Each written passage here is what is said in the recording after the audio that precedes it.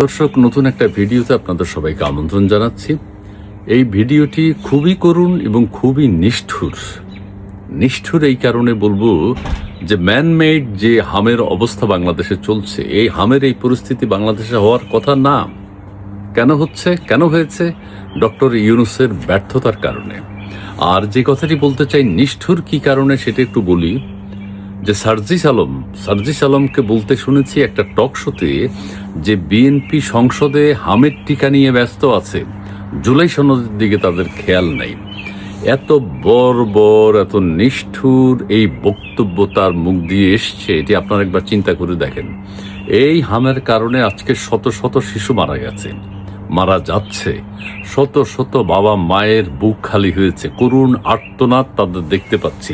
কারো একমাত্র সন্তান, কারো 15 বছর পরে 20 বছর পরে একটা সন্তান হয়েছে, একটা ছেলে বা একটা মেয়ে হয়েছে, সেটাকে নিয়ে তারা বেঁচে থাকতে চায়, সেটা তাদের শেষ অবলম্বন। সেই শিশুটিও হামে মারা যাচ্ছে। সেই হামটা হচ্ছে ইউনূস কর্তৃক সৃষ্ট। কাজেই ডক্টর ইউনূসের ব্যাপারে তো কেউ কিছু বলছে না। কিছু পরিবার ডক্টর ইউনূসের বিরুদ্ধে মামলা করেছে মাইলস্টোনের বিষয়ে। মাইলস্টোন ট্র্যাজেডি যেটি, সেখানেও কয়েকজন শিশু, তাদের অভিভাবক, তাদের শিক্ষক মারা গেছে, কিন্তু আদালত সেই মামলাটি নেয়নি। হামের ব্যাপারে সারা দেশে প্রতিক্রিয়া হচ্ছে, কিন্তু কেউ মামলা করছে না, কেউ মামলা করতে সাহস করছে না। এই সরকারেরও দোষ আছে, ইউনূস সরকারের তো দোষী। ইউনূস সরকার কি করেছে, কি অপকর্মটি করেছে। ইউনিসেফ ডক্টর ইউনূসকে সতর্ক করেছিল যে হামের টিকার ব্যাপারে গড়িমসি করা ঠিক হবে না, কিন্তু ইউনূস সরকার সেটি মানতে চায়নি। তারা কি করেছে? হামের টিকার ব্যাপারে টেন্ডার কল করেছে, লোভে পড়ে শিশুদের জীবন নিয়ে ছিনিমিনি খেলেছে। হামের টিকার ব্যাপারে টেন্ডার কেন? কি কারণে টেন্ডার তো একটা লেংদি প্রসেস, সেটা তো অনেক দিন লাগবে। এবং ইউনিসেফ বলেছে যে আপনি যে টেন্ডার প্রক্রিয়া শুরু করলেন, সেটা তো 1-1.5 বছর লাগবে সময়। টিকা যেভাবে নেয়, বিগত সরকার যেভাবে নিয়েছে, সেভাবে আপনারা নিয়ে শিশুদেরকে বাঁচান, উদ্ধার করেন। কিন্তু ইউনূস সরকার নিষ্ঠুর, পাষণ্ড, বর্বর, সেই দিকে মনোযোগ দেয়নি।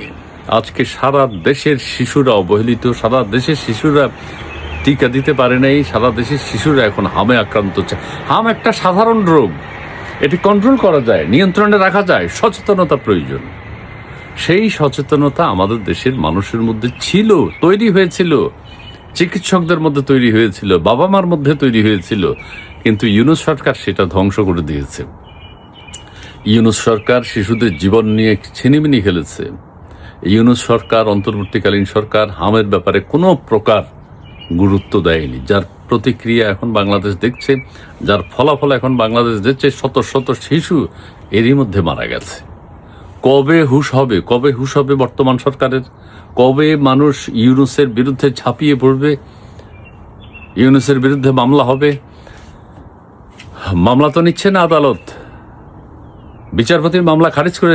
ওই যে ট্র্যাজেডি উত্তরার যে কাণ্ড হয়েছে, সেই কাণ্ডের জন্য তো মামলা হয়েছে, কিন্তু মামলা তো নেয়নি।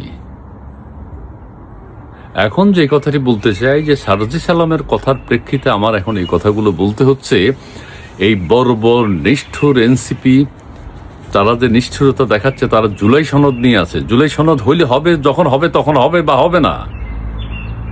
বর্তমান সরকার জুলাই সনদ পাশ করতে হবে কেন? বর্তমান সরকার তো জুলাই সনদের নোট অফ ডিসেন্ট অনেক কিছুতে দিয়েছে। জুলাই সনদ করুক বা না করুক, তার সাথে শিশুদের সাথে সম্পর্ক কি? এত বড় বর্বর আচরণ তো বাবারা কেউ করতে পারে না। তুমি বলছো, টক শোতে বলছে, টেলিভিশনে বলছে, সবার সামনে বলেছে যে সরকার হামের টিকা নিয়ে ব্যস্ত। কত বড়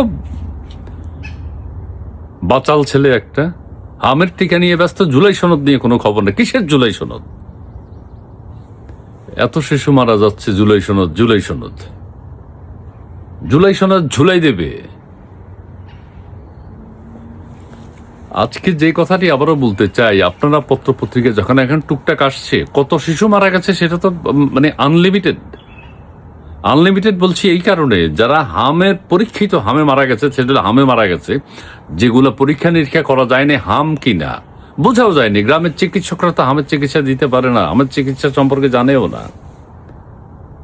তো তো যেহেতু জানে না, সেহেতু শিশুটা মারা গেছে ওখানে স্থানীয় হাসপাতালে বা চিকিৎসা কেন্দ্রে, তাহলে সে কি হামে মারা গেছে না অন্য কোনো কাজে মারা গেছে বা অন্য কোনো রোগে মারা গেছে সেটা তো বুঝতে পারে না।